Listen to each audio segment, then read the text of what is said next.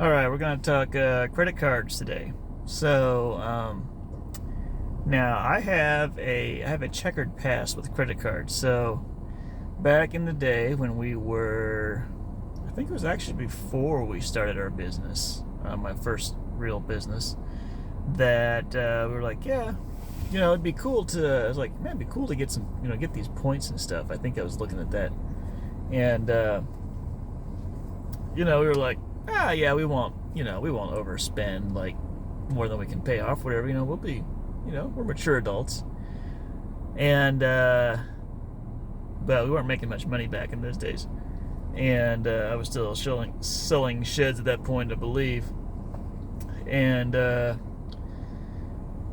well, what do you know? One thing led to another, and over time, we racked up some pretty good debt on that credit card.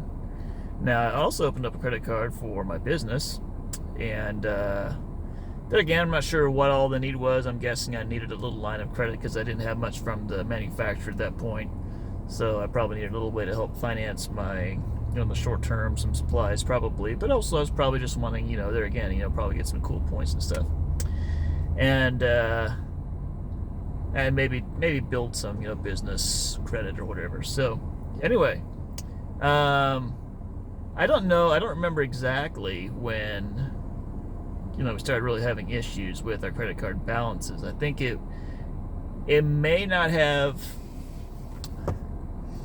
I'm trying to remember I don't remember actually because we had, kind of the business startup phase. I don't remember, was it during that time or was it more during when this was a roofing business, when the business was kind of failing a couple years later and things were just extremely tight? Was that maybe when we really, kind of ran up against it?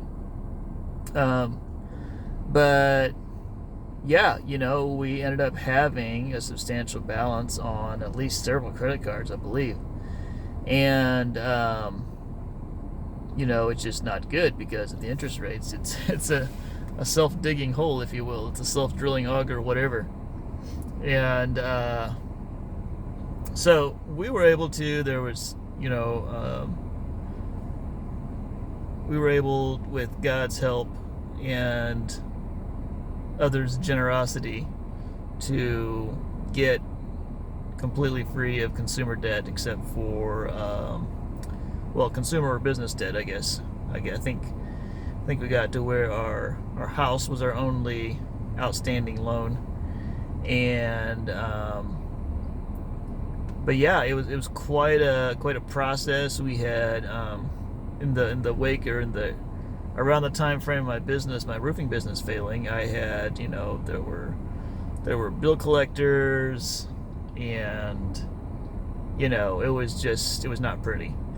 And so I came through that, and I'd say overall I got quite a bit more conservative with the way I looked at, investing into my business efforts, and valued more more consistent revenue over sort of big swing revenue and some things like that. So I don't know, may have gone too far now on the other side of it. That's probably a topic for a different video.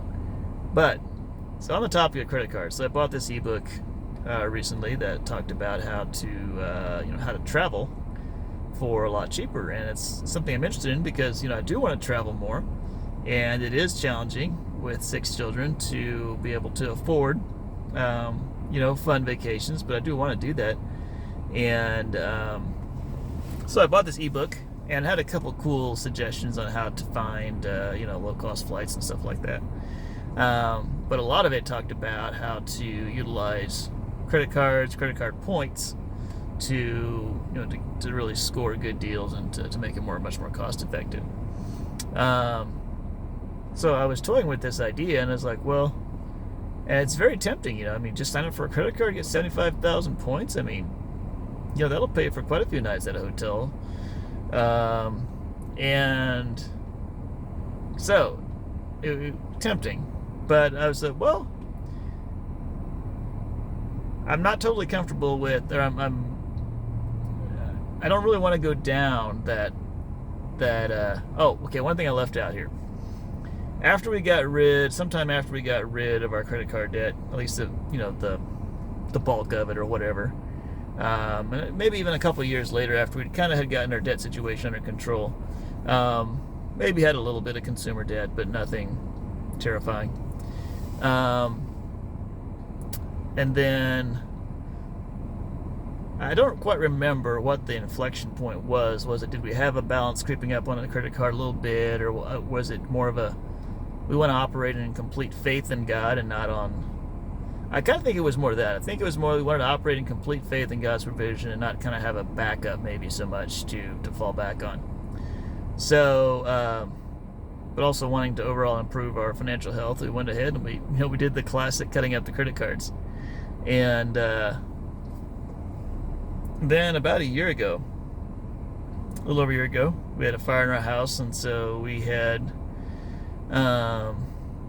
insurance involved, and so we were in a Airbnb for about a month and ordering in pretty much all of our food.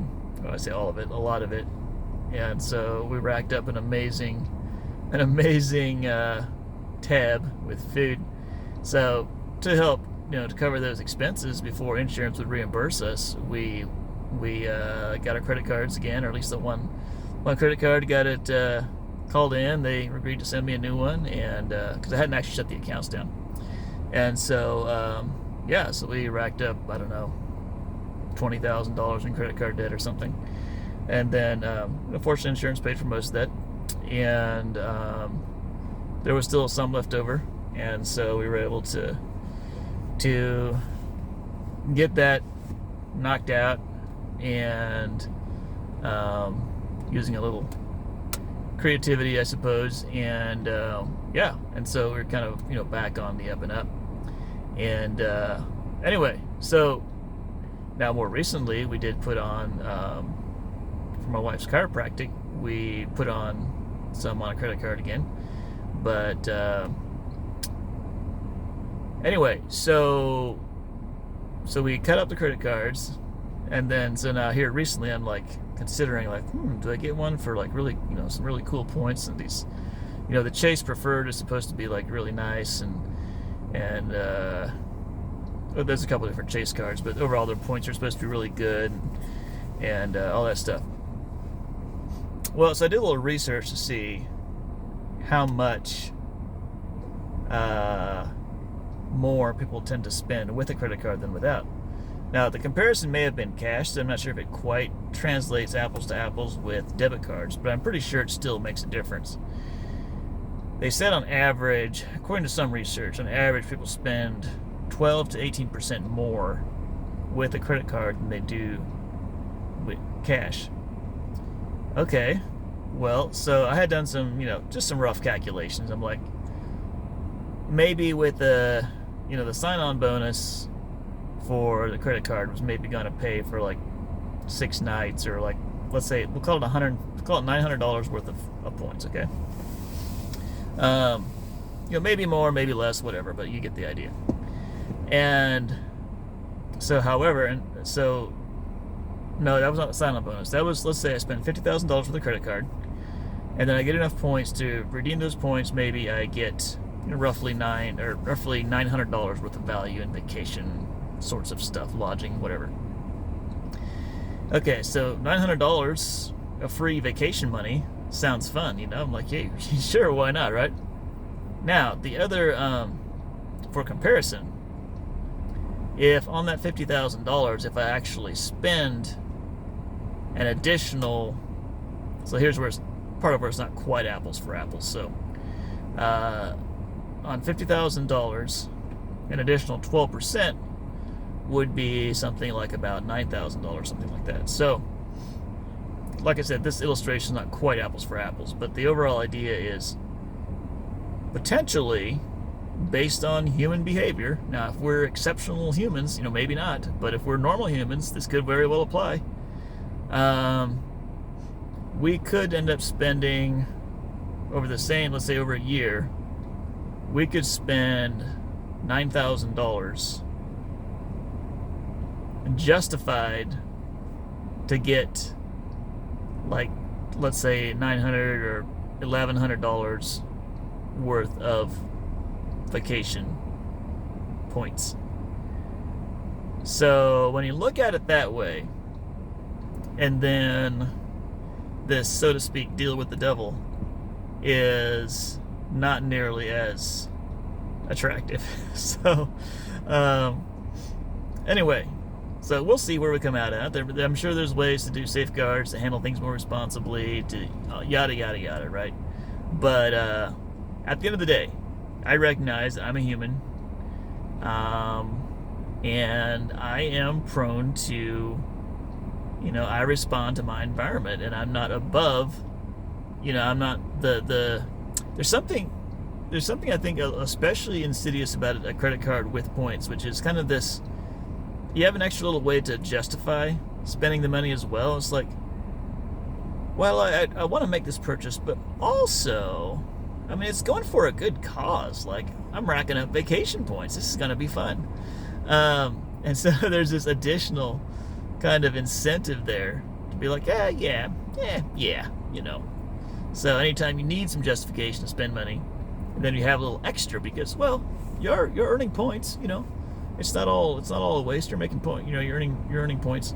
So anyway, I think I have built a fairly strong case for us not to sign up for an additional credit card and not to have a credit card funded vacation lifestyle. Now, I'm not saying I never will. It's very possible I'll change my mind on it. But when I saw how stark the difference was between the 900 and the 9,000, that gave me some real cause for pause on the theory of having credit cards to get points. So anyway, there I have given you some personal insights on my checkered financial past. Hopefully you enjoyed it.